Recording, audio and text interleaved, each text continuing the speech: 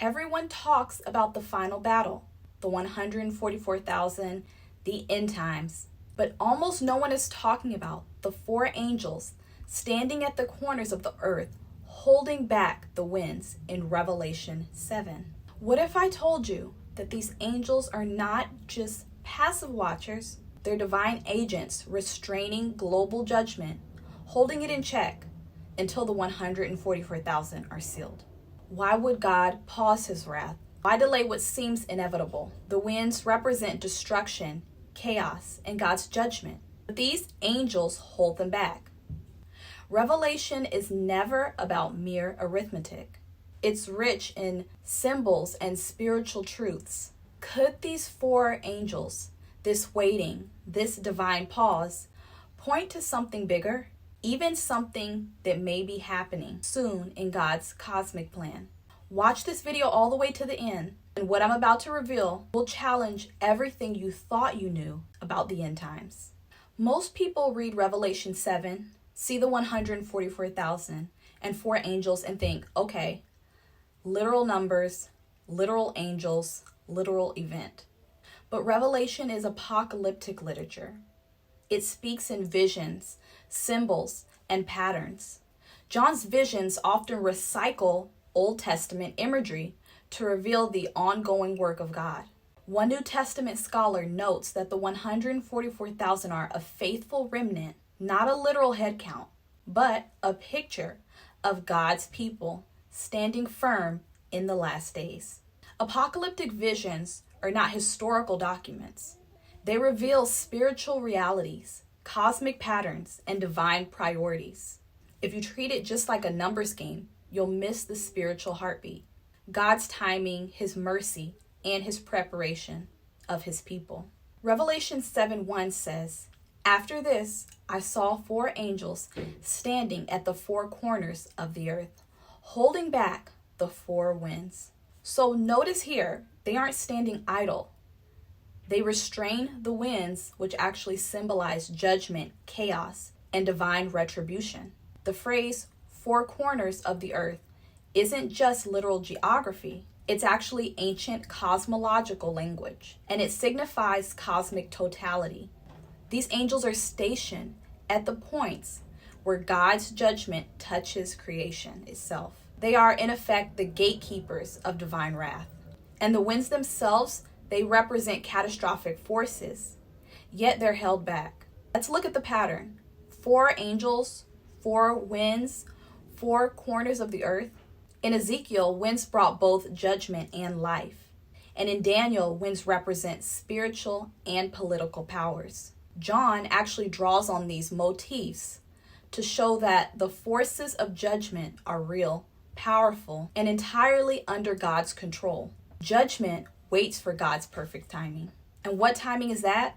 Well, Revelation 7:3 shows it to us clearly. The winds are restrained until the 144,000 are sealed simultaneously. These angels orchestrate judgment, protecting God's people and ensuring his plan unfolds exactly as God intends. And what triggers the release of these winds? The answer is only the sealing of the 144,000, God's end-time remnant. Now, let's ask a question that almost no one thinks about. Who are these four angels standing at the four corners of the earth, holding back the winds of judgment?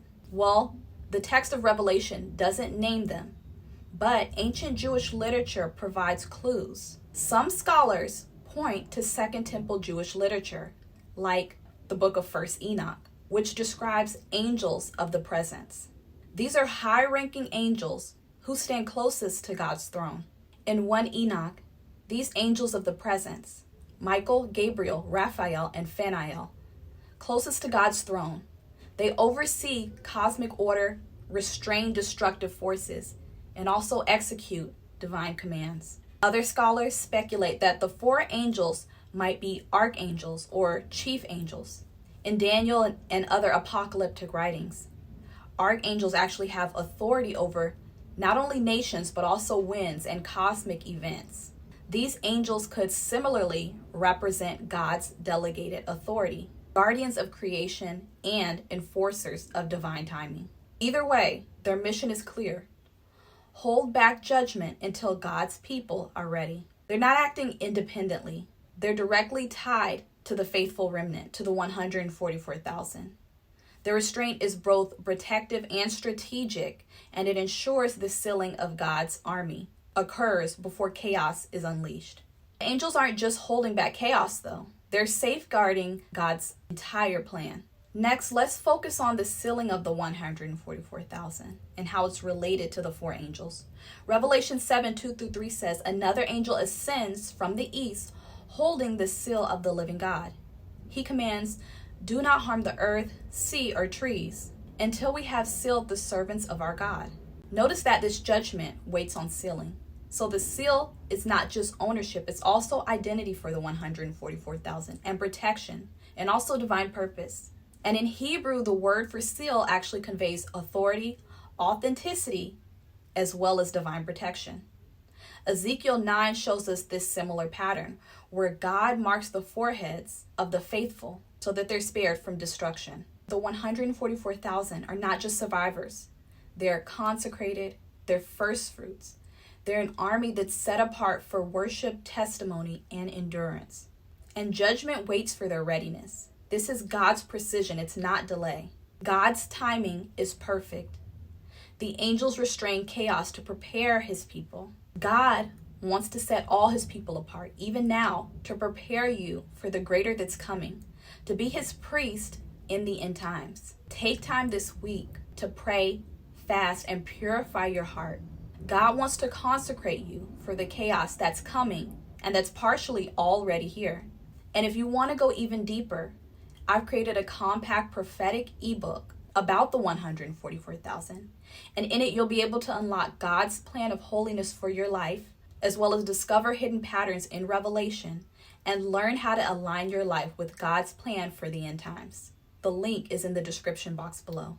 And if this video set your spirit on fire, subscribe now so that this prophetic message can reach even more people. And don't miss the next video here, and I'll see you there.